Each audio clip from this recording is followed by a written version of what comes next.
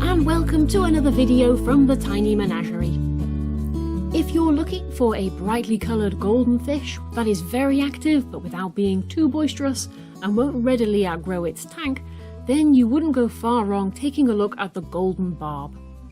These eternally popular little fish are perhaps an ideal alternative to a standard goldfish, as they have that small carp look about them, but unlike true goldfish they tend to max out at around 2 to 3 inches, and they aren't prone to losing their colours in warmer water neither.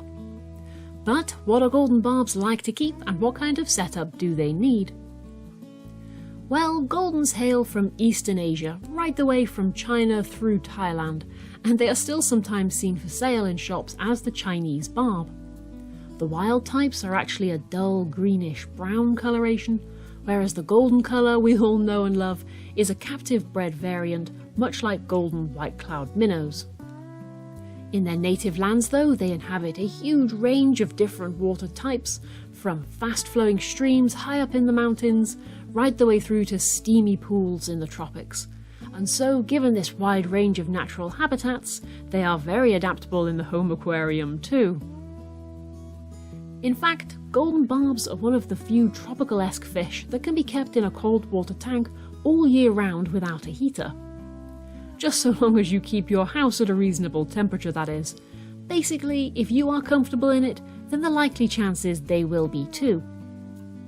Generally though, try to keep their tank temperature anywhere between about 16 and 24 degrees C. So while they can live in a cold water tank, they can also be kept in a tropical tank as well, just so long as it's on the cooler side.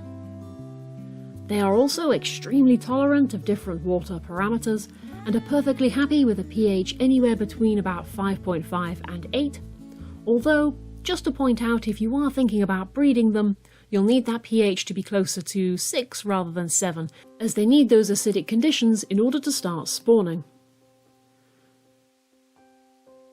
And, like a lot of their smaller barb cousins, golden barbs are an extremely active and sociable species. They really need to be kept in a group with at least 6 other individuals of the same species. And so you will need quite a reasonable sized tank to house them all in, given that they're going to grow up to about 3 inches each. As a minimum, you should aim to provide them with a tank that is at least 80 centimeters in length, just so that they've got space to stretch the fins. And that way as well, you get to see one of the lovely characteristics that is so common in the barb family, and that is their tight shoaling habit. They really do prefer to be with each other at all times, and you will rarely see them go off by themselves for more than a few seconds. But don't be fooled into thinking that this is because they are in any way timid or nervous. Golden barbs are in fact the exact opposite of that. They are your classic begging fish. They will quickly learn to recognise you as their owner, and as soon as they realise you are the one that provides them with food, they will be the ones begging at the surface or at the front of the glass as soon as they spot you. They are perfectly happy to be out in even the most open of situations. They don't need a great deal of decorations, as they rarely feel the need to hide, and given their very bright coloration, they particularly pop if you give them a nice dark background so that they really stand out. But perhaps what makes golden barbs so appealing as a fish to keep in a community tank especially is not how they are similar to other barbs, but more by how they differ.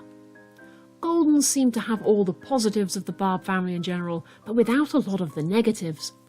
Most barbs have a certain attitude to them. They tend to be something more of a mob than a shoal. But goldens are more like a group of puppies. They're always on the go, blundering about in an unending search for food, and they are, believe me, an extremely greedy little bunch of fish. But they do so without the menace that other barbs can create.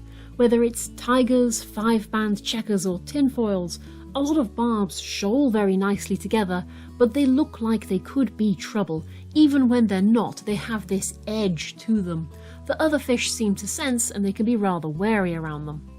But goldens just don't have that aura. They're more like koi carp. They just sort of scull around in a semi-lazy fashion, not really looking very threatening at all. And another one of the traits that are very commonly seen in barbs, but that goldens wonderfully lack, is fin nipping. Most barbs go through a nippy phase at some point in their life. They either start out nippy and grow out of it like 5 bands, or they start out as sweet little darlings and progressively get meaner like tigers. But not Goldens. They stay sweet-natured from youngsters right the way up to full-grown breeding adults. There really just isn't a bad bone in the bodies. Unless, of course, you happen to be a lot smaller than them. Like any fish, they will eat anything that will fit in their mouth, and so they are certainly not to be trusted around fry. Goldens aren't malicious in any way, and so they can be kept with even the longest finned fish without any problems at all. Sadly though, that lovely soft nature does not extend through to shrimp. While they're no harm to a nice big fat Amano, they are not to be trusted around the smaller shrimp varieties such as cherries. Nicely well fed, they don't show any interest in Neocaridina at all, but as soon as they get hungry, they too tend to go off on the hunt, looking for any shrimp small enough to pick off from around plants and decorations. And so, while adult Neocaridina tend to be fine, don't expect many shrimplets to survive in the same tank as a shoal of Goldens. For the most part as well, all Goldens do look fairly similar. They have a sort of fat torpedo look about them with this lovely deep golden yellow colour, with some individuals showing more or less red highlights around the fins. Females do tend to be rather tubbier around the body, as they will fill out with eggs, but there isn't any real size difference between the sexes. Normally as well, they have this sort of spotted net-like pattern that goes from the lateral line up over the top half of the body, although I have noticed recently there has been a bit of a shift towards unspotted golden barbs, so they have this very clean gold look about them. Which to me is a bit of a shame. Personally, I prefer the spotted ones, just so they don't look too much like a goldfish. It is, after all, supposed to be a golden barb, but that's just me. As mentioned before as well, another trait that Goldens do share with the rest of the barb family is that they are phenomenally greedy. These fish really are pigs with fins. Given half a chance, they will eat food so voraciously they can actually make themselves buoyant so that they struggle not to float towards the surface of the water, which frankly is just daft. And while this is completely harmless to them and rather entertaining to watch, it does mean that they will steal every single scrap of food that you put in the tank, often before any of the fish has even had a look in. And so you will find yourself essentially feeding the Goldens until they can't eat another bite, and then feeding the rest of the fish. And it doesn't matter if food drifts down to the substrate neither, golden barbs will utilise the entire lower 2/3 of the tank space. And so, even if it sinks, they will still find the food. This being the case, it can be a real problem and a risk of overfeeding the tank when you have golden barbs in there. To avoid this, while still making sure that all the fish are getting food, I only feed this tank every 3 days or so. Every single fish in here is an adult, none of them are still growing, and none of them are thinking about breeding because they all require acidic conditions, and this tank is neutral. And so, they're at no risk of having nutritional problems because they're not eating every day.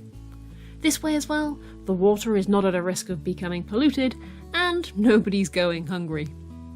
Apart from the Goldens, but they're always hungry, so I'm not too worried. Aside from being exceedingly greedy, golden barbs are an extremely simple fish to keep, and given how tolerant they are of different water parameters, they are suitable for the vast majority of tanks, just so long as they're big enough to house them. Anywho though, I hope you've enjoyed this little video all about golden barbs. Happy fish keeping everybody, and I will see you again soon. Bye bye!